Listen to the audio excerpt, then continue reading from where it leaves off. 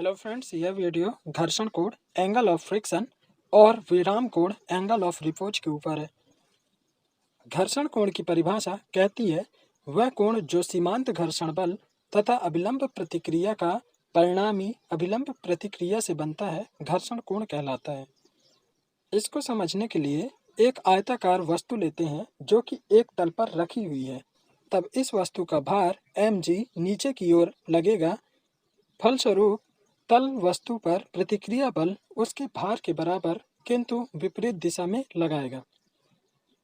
अब यदि बाह्य बल का प्रयोग करके वस्तु को फिसलाने की कोशिश करते हैं और जब वस्तु फिसलने ही वाली होती है, ठीक उस समय वस्तु और तल के बीच सीमांत घर्षण बल लगने लगता है, जो कि ठीक बाह्य बल के विपरीत दिशा में लगता है।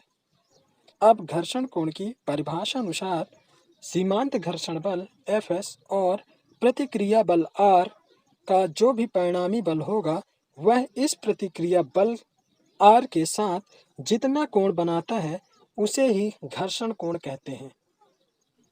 अब क्वेश्चन आता है कि दोनों बल Fs और R का परिणामी बल कैसे निकालें। इसके लिए इन दोनों बल के समांतर इस तरह से रेखा खींचिए जो कि हमें Fs और R का परिणामी बल देगा। अब यह परिणामी बल प्रतिक्रिया बल के साथ जितना कोण बनाएगा उसे घर्षण कोण बोलते हैं।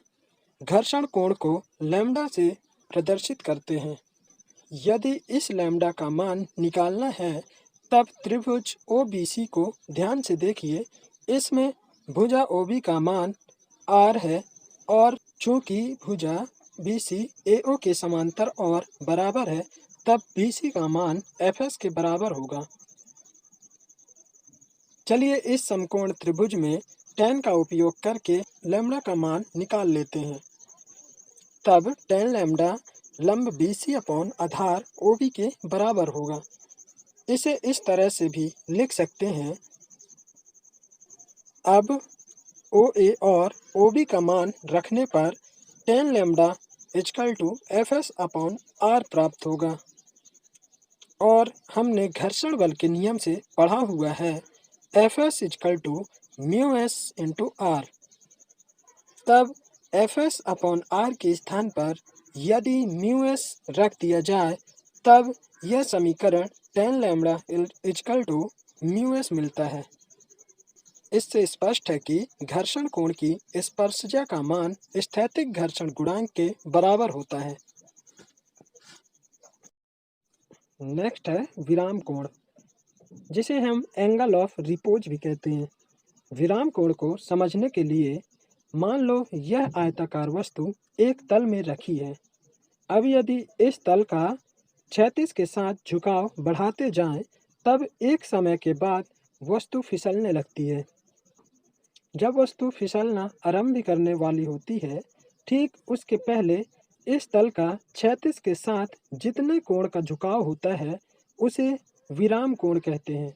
विराम कोण वह अंतिम सीमा है जिसके पश्चात यदि तल के झुकाव का थोड़ा सा भी मान बढ़ा दें तो वस्तु फिसलना स्टार्ट कर देती है। अब मान लो आयताकार वस्तु क्षैतिज के साथ विराम कोण की स्थिति में है।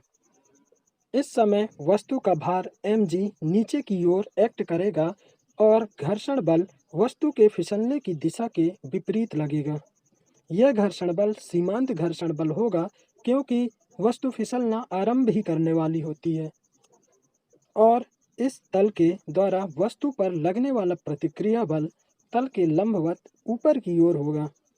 जैसे कि वस्तु विराम कोण पर है अर्थात स्थिर है, फिसलती नहीं है, इसका मतलब इस वस्तु पर लगने वाले सभी बल इक्विलिब्रियम में होंगे, अर्थात इस स्थिति में सभी बलों का संगठित प्रभाव शून्य होगा, तभी तो वस्तु रुकी हुई है। इसको समझने के लिए भार mg का वियोजित घटक कर लेते हैं।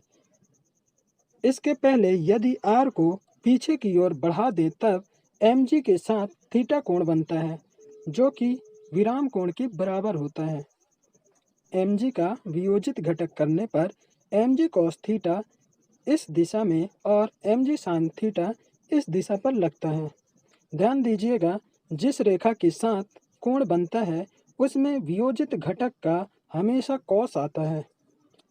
अब यदि वस्तु विराम अवस्था में है, इसका मतलब सीमांत घर्षण बल Fs भार के अवयव mg sin थीटा और प्रतिक्रिया बल R अवयव के mg cos थीटा से संतुलित हो जाता है।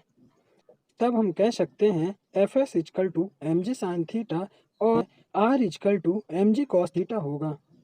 अब यदि समीकरण 1 में समीकरण 2 का भाग देते हैं, तब Fs upon R equal to mg sin theta upon mg cos theta मिलता है। इधर पे mg और mg कट जाएगा, तब हमें Fs upon R equal to tan theta मिलता है। और घर्षण कोण के नियम अनुसार Fs equal to mu S into R होता है और पक्षांतर करने पर Fs अपॉन R का मान म्यू एस होगा। तब इस समीकरण में Fs अपॉन R के स्थान पर म्यू एस रख देंगे। अब इस समीकरण को देखकर हम कह सकते हैं विराम कोण की स्पर्शज्या स्थैतिक घर्षण गुणांक के बराबर होती है।